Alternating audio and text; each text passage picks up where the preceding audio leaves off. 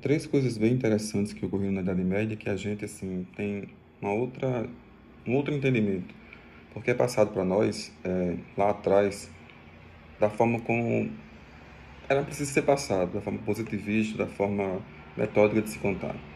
A primeira questão sobre a bruxaria era de que eram mulheres feias, com narizes grandes, pontiagudos, que andavam de vassoura, tinham caldeirões, faziam mal. E a ideia de bruxa na Idade Média, ela surge como mulheres que se opunham às determinações insólitas da Igreja Católica. E ao se opor, vagavam pelas matas, faziam suas ervas, curavam os doentes e eram perseguidas pela Inquisição, pelos tribunais de Santo Ofício medieval. E com isso, essa ideia de bruxas como sendo uma coisa ruim, ela se perpetuou até os dias de hoje. As bruxas nada mais nada menos eram mulheres guerreiras que lutavam, naquele momento já lutavam contra a força da igreja. Entre as mais importantes, Joana d'Arc, que foi queimada na fogueira.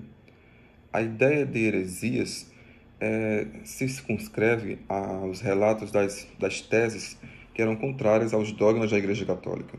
A Igreja Romana, no período medieval, concentrava a fé, o saber e a educação, e o que ela determinava era tido como verdade absoluta.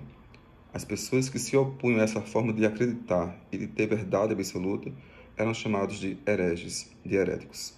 Eu me lembro muito quando eu era pequeno, quando alguém dizia assim: ah, você é um herege, porque não vai à missa, porque não vai à igreja. Então, esses conceitos são deturpados.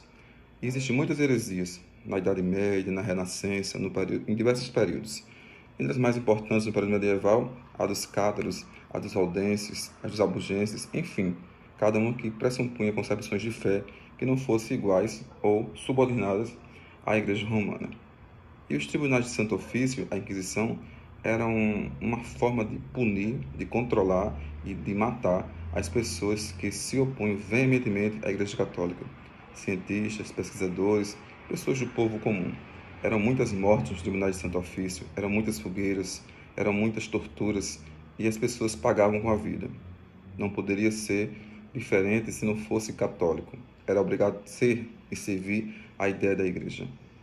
Os tribunais de Santo Ofício se espalharam por diversas localidades da Europa, no Brasil, em diversos lugares, e geralmente os reis e as pessoas importantes tinham que testemunhar essas mortes e assistir esses incêndios. Está aí o exemplo da Dona Maria I, que foi chamada de louca, que de louca não era nada, e que ficou muito triste e depressiva ao ver tanta morte na Inquisição quando assumiu o comando do reinado de Portugal. Então, bruxaria, heresias e inquisições são coisas que não são tão bem explicadas. A Inquisição medieval ela foi muito forte. Ela dá uma parada e retorna na Idade Moderna com o intuito de recuperar os fiéis que a Igreja Católica vinha perdido com o advento da Reforma Protestante. E aí outros elementos são surgidos, como a Companhia de Jesus e os diversos concílios, como o Concílio de Trento, que também surge para tentar resgatar essa fé no período moderno. A Inquisição moderna será um pouco diferente da Inquisição medieval, mas que tem o mesmo patamar de perseguição, de tortura e de morte. A Igreja Católica tem muita história suja para contar debaixo do tapete, mas nós não podemos julgá-la, porque, como eu sempre digo, nós não somos juízes nem donos do tempo.